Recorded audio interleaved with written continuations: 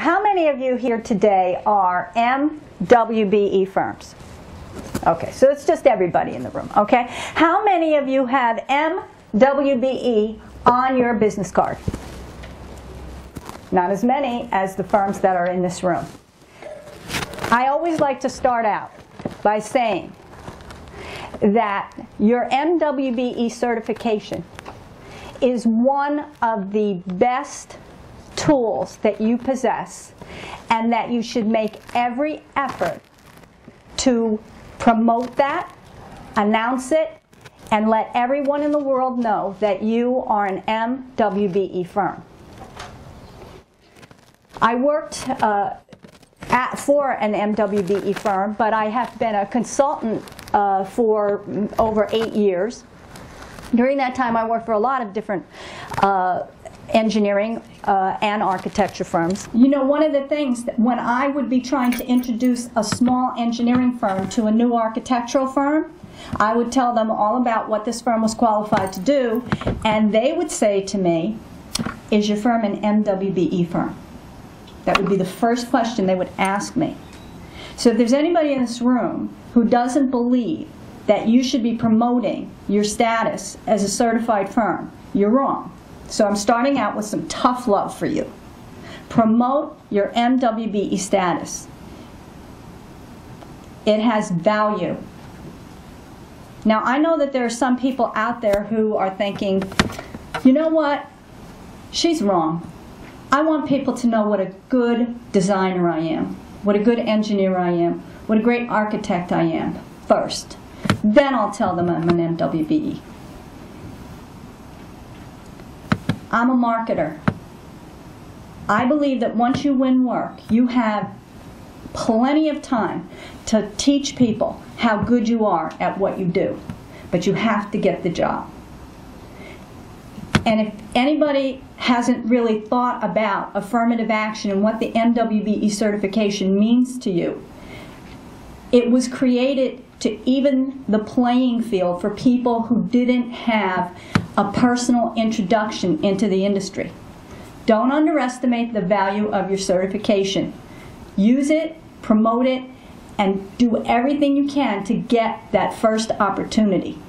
That is your ticket in. From there, you have all the chance in the world to show how very good you are at what you do. Okay?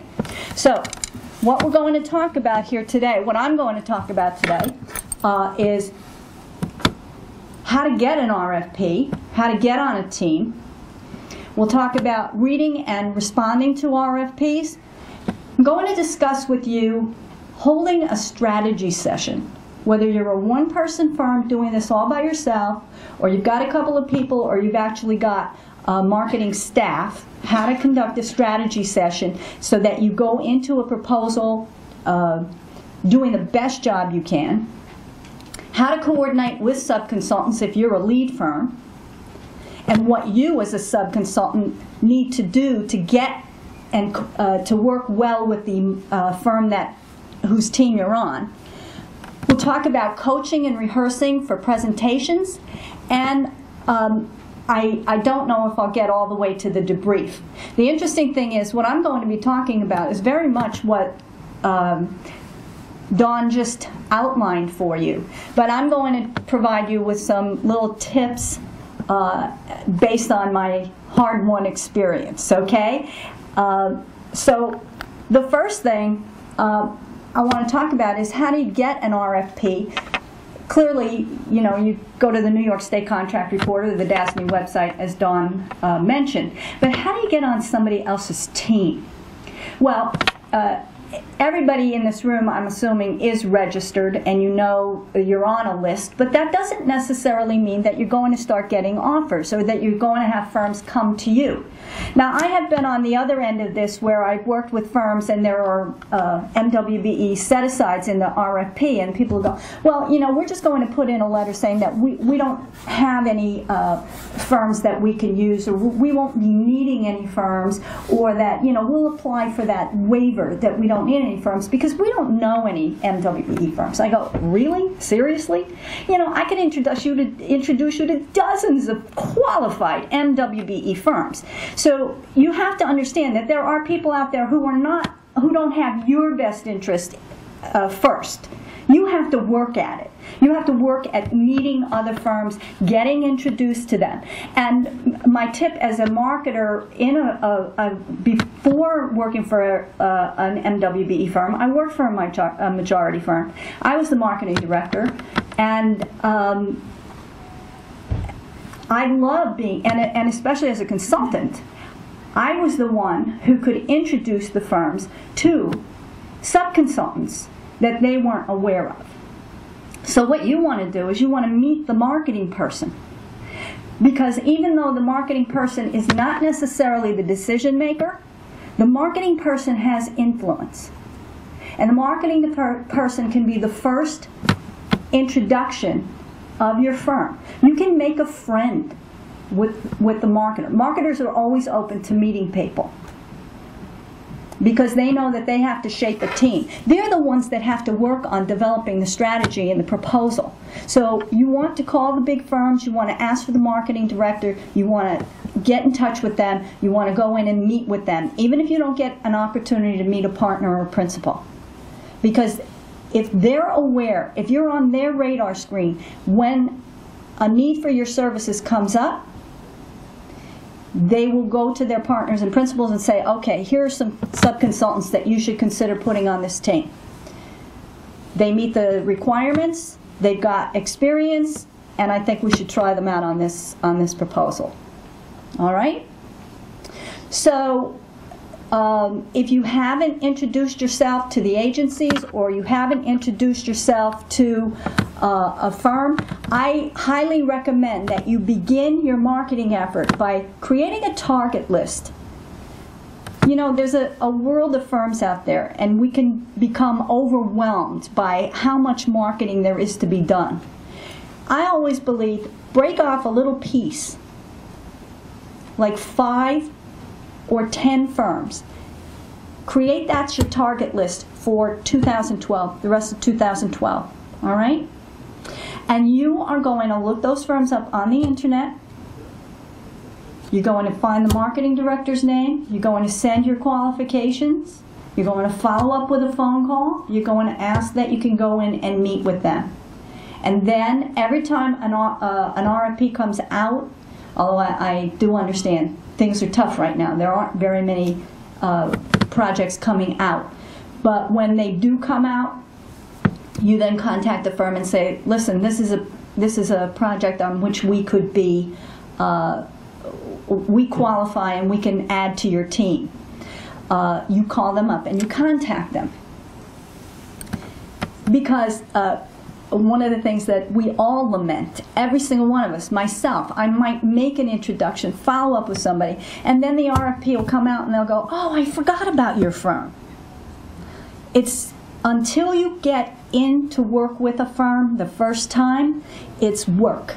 There's no two ways about it. And I always tell people, if you don't want to market, it really is better if you go and get yourself a job at a firm. But if you want to have your own business, you have got to market, and it is work. Okay?